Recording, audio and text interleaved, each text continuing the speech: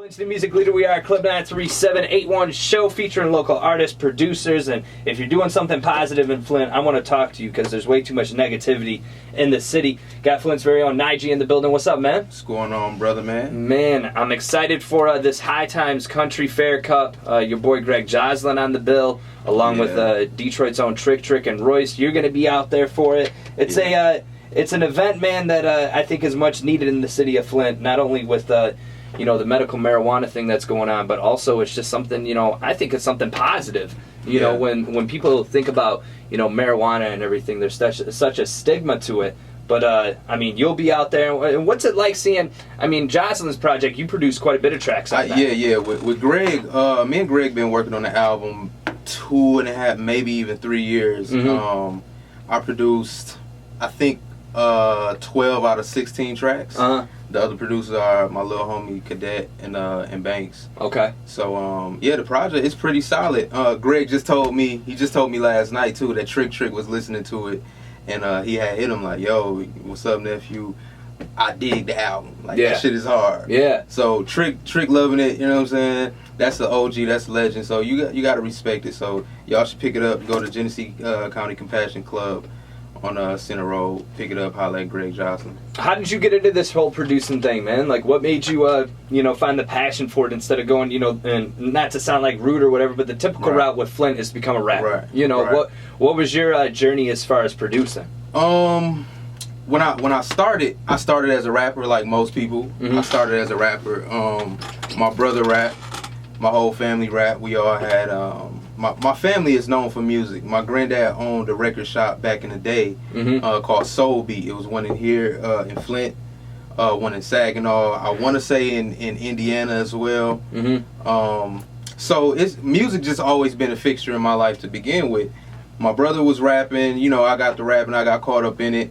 And then I just realized I was really good, but I realized, something just doesn't feel right. I'm not in front of the camera type of person anyway. Yeah. So, and on top of that, it's just hard to find good producers. Yeah. So I just looked at people like Dr. Dre and what he did with 50, M, Snoop, everybody, Tim and Aaliyah, the list goes on. So I figured we need a producer. Mm-hmm. I think I can do it. Yeah. So I told my brother, I think it was 2008, you just focus on rap, I'll make the music. Never made a beat in my life, and here I am today. Was it difficult, man, making that transition when, when you're rapping? Not to say that it's easy, because it's not. Right. But at the same time, it seems like there's an oversaturation of rappers in Flint. Right. Was it hard to make that transition from Flint to being a producer? With not knowing, you never made a beat, Right, at all. It wasn't difficult. I think it was just something that came natural for me. Mm-hmm. Music just always came natural. I have no traditional training of piano, of any instrument, of anything. I was just always a game nerd, I was just always an electronic nerd. So after I figured out, okay, I can do, X, Y, Z, put, the drum patterns and this and that. I started off with Fruity Loops. Mm-hmm. And it was fun to me. It was like another video game to me. Right. So I just took it on, and before you know it, I think I sold my first beat to Greg. It was after 6 months of producing. Okay. So I just worked at it 16 hours a day, every single day. Yeah. That's what it takes. A lot of people think it come overnight, but it's a lot of work that goes into it. 16 hours a day, every single day is what I did. Yeah. Somebody else's journey may be different, but that's what I did for 2 years straight. And you don't sleep, man. I don't. You don't sleep. I don't. That's the thing. When you have a true passion for something, man, I don't count the hours that I work here. Exactly. You don't look at it as hours or, I spent so much time here. You look at the craft that you've made. So when you work with some of these artists in Flint, do you have a beat already ready for them, or do you sit down and you're like, all right, what are you trying to get going, and then you produce something?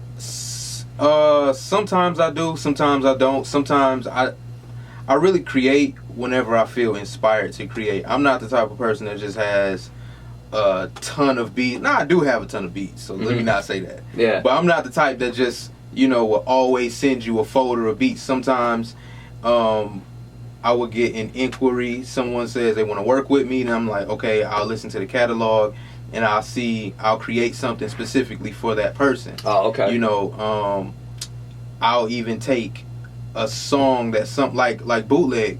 When Bootleg approached me, I guess because he's been hearing my name around the city, Bootleg approached me to do his album and his mixtape, the Street Related and Problems joint. He had some songs that he already did, so he gave me creative control to take the vocals from the songs that he did and create tracks around it. Oh, okay. So a lot of the songs I created tracks around it. A lot of the tracks he gave me ideas like, hey, I want you to sample this song. So I did that.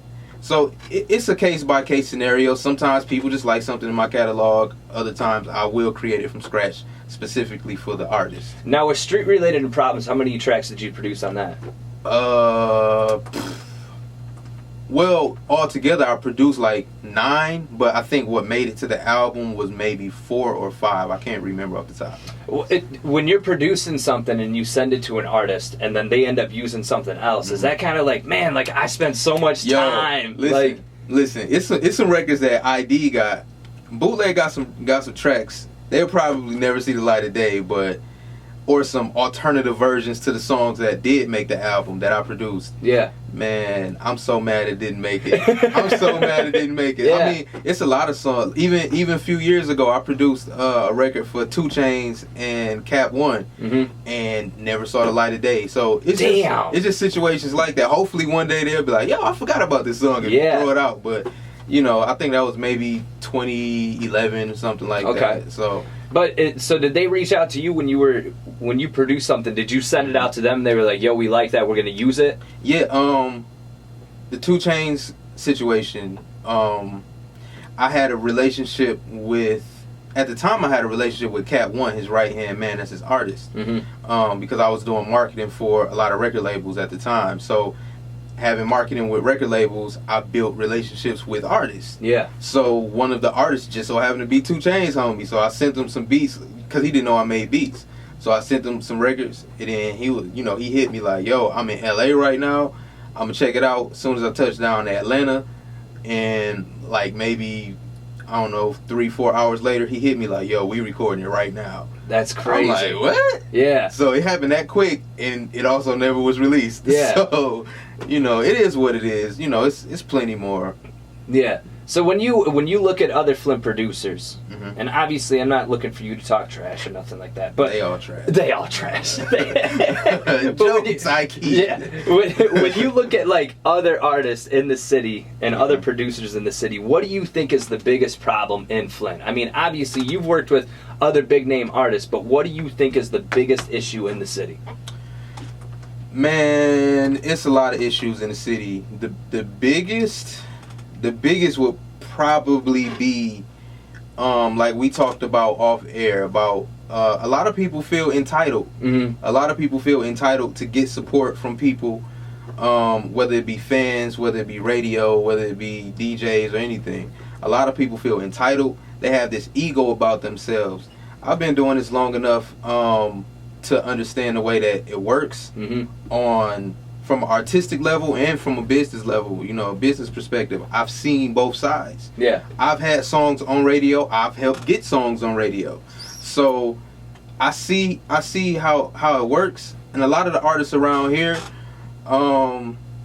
like specifically like Kurt Green and a lot of other people that I've seen talking about it. Not that Kurt is wrong for feeling the way that he feels, because I completely understand it from an artist's point of view. But you also have to understand that 93.7, for example, is not a urban station.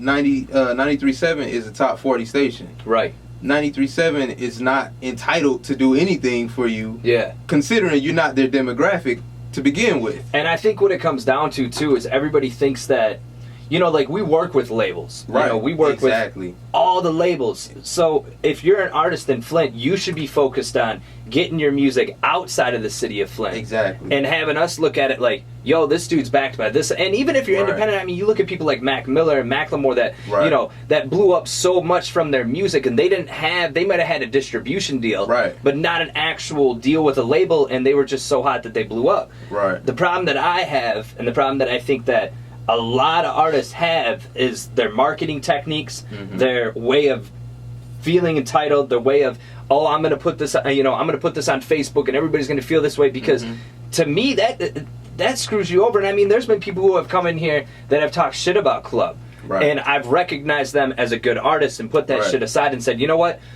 forget all the Facebook nonsense, because social media can kill your career. It really can. Like, you mouth off to the wrong person. I'm not saying like Club's such a, you know, a powerhouse that we're gonna shut down your whole shit, because you know, like, I've talked to Kurt, and Kurt is talented, but when you start throwing shade at a station that does this type of stuff, I mean, there's no other station in Flint that gives artists the opportunity to come in to even talk, you know. Right.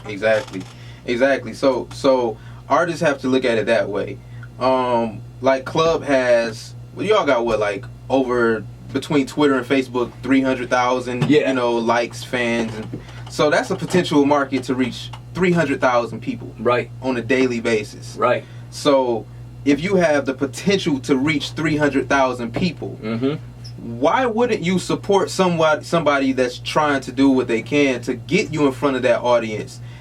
You don't have to be here. Yeah, and I mean, when I look at it, like when I post stuff locally about Flint and we put it on our Facebook page, it's not like there's 300,000 people in Flint. Like, that's all across the world. You know, and it's a platform to where it's like, you know, it's corporate radio. I can't sit and play as much as I would love to do it, you know, a Flint artist on the radio. It's just, because then you get the labels pissed off, and then you know, it's politics, just like anything else. I mean, that would be like you going to Joe Louis and being like, yo, how come I'm not open? Well, there's a process. You know, you got to work up to it. Yeah, and it's one of those things to where it's like, there's been times, man, to where I've been so frustrated with this, to where it's like, you know what?